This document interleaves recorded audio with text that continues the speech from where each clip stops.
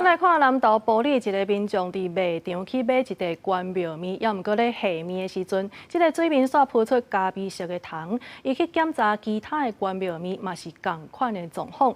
南投县卫生局表示讲，因为这生产地是伫台南，所以已经请当地卫生局来进一步稽查。也那业者嘛讲，可能就是面粉顶头有糖卵，才会发生这款的状况。即马已经把这批产品全部落架。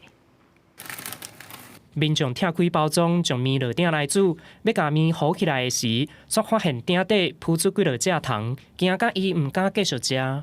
我就是把那个面捞掉之后呢，我再煮第3包来看，然后第3包没有，可是第4包我就发现说里面竟然有虫浮起来，它是完全密封的，怎么会有虫在里面，而且非常恶心。然后我看了一下那个，仔细看一下外包，就是其他的包装里面的面，我发现还是有虫在里面。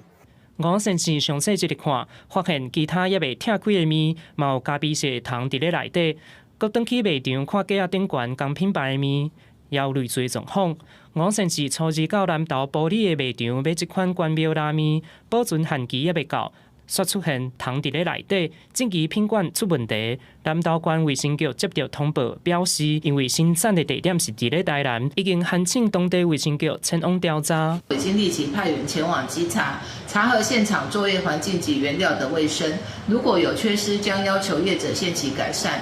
业者出面表示，出现糖的原因可能是原料端的面粉内底有烟甲糖的糖卵，因为糖卵真细，无法度完全根除。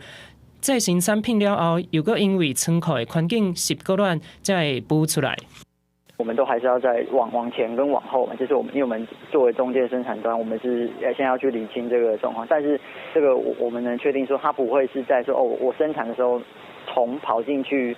业者表示，已经请通路商将产品落架，也会进行仓储，也搁有运输流程的检验，卖确认感染原料出问题。也台南市卫生局表示，已经派人稽查，若有确实会要求即时改善，若无会当以违反食安法处2亿以下的罚款。记者综合报道。